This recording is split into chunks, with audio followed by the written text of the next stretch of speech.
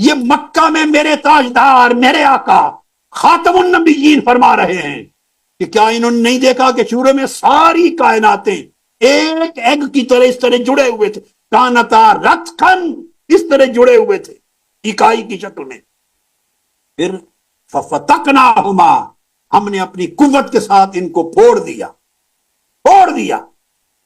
آج سائنس 1922 سے لے کر 1965 کے زمانے تک، اور جو میں نے آپ کو لیبارٹریز بتائی ہیں یہ 1990 کی لیبارٹریز ہیں جس میں ریسرچ ہوئی ہے. 1989 1990 امریکہ کی لیبارٹریز ناسا کے ذریعے کاسمک بیک گراؤنڈ ایکسپلورر کے ذریعے بتاتی ہیں کہ وہ ایک ایگ جو پھٹا اور کائنات بڑھتی چلی گئی. اللہ نے فرمایا ففتقناہما ہم نے پھاڑ کر انہیں جدا جدا کر دیا. اور ادھر یہ ارشاد فرما کر پھر وہی اتری ہے. میرے آقا نے فرمایا کہ صرف ایک ایگ اکائی کی شکل میں ہی نہیں تھی، پھر ہم نے قوت کے ساتھ اسے پھاڑا اور پھاڑ کے جدا جدا کیا، کائناتیں وجود میں آ گئیں. پھر میرے آقا نے فرمایا میرے رب نے پیغام بھیجا ہے، ہم نے توانائی سے اس کو پیدا کیا تھا اور اسی توانائی سے اس کو پھیلاتے جا رہے ہیں. وَإِنَّا لَمُوسِعُونَ پھیلاتے جا رہے ہیں. اللہ اکبر. میرے عزیز بیٹے بیٹیوں، اس سے بڑھ کر خدا کے وجود کی اور کیا دلیل چاہیے؟ اس سے بڑھ کر خدا کی ہستی کا اور کیا ثبوت چاہیے؟ اس سے بڑھ کر مذہب دین اسلام کے سچا ہونے کی اور کیا دلیل اور شہادت چاہیے؟ اب یہ جو آقا علیہ السلام نے فرمایا کہ ان کو طاقت سے پھوڑ دیا اور پھوڑنے کے بعد اس کائنات کو پھیلاتے جا رہے ہیں، اس پر آگے میں سائنس کا ایک جملہ بتانا چاہتا ہوں. اب پھر آ جائیے ناسا پر، امریکہ کی 1989 کی اس ادارے کی تحقیقات پر.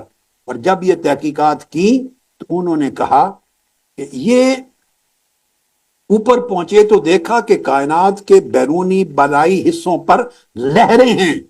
لہریں جن سائنسدانوں نے اس کا مشاہدہ کیا ان میں ایک بیلجیم 1927 کی بیلجیم کی بھی تھی، ایک لیبارٹری بیلجیم کی، اس نے بھی بگ بینگ پر ریسرچ کی تھی. یہ ایک ہی زمانہ ہے، رشیا میں، بیلجیم میں، یورپ میں، امریکہ میں ایک ہی وقت میں یہ علم معلوم ہوا ان کو، بگ بینگ کا پیا.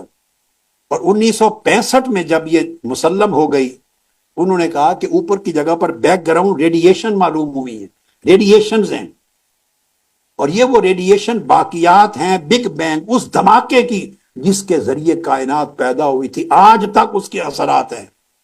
ان لہروں کو، ویوز کو دیکھ کر ایک امریکن سائنسدان تھا، امریکن سائنسدان، اس کا نام ہے جوئل پرائماک. جوئل پرائماک، وہ جب اس نے آبزرویٹری کے ذریعے ان لہروں کا مشاہدہ کیا تو وہ کھڑا ہو گیا. اس نے کہا کہ میں آپ کو حلفاً کہتا ہوں یہ لہریں مجھے خدا کے ہاتھ کی تحریریں لگتی ہیں، خدا کے ہاتھ کی تحریریں.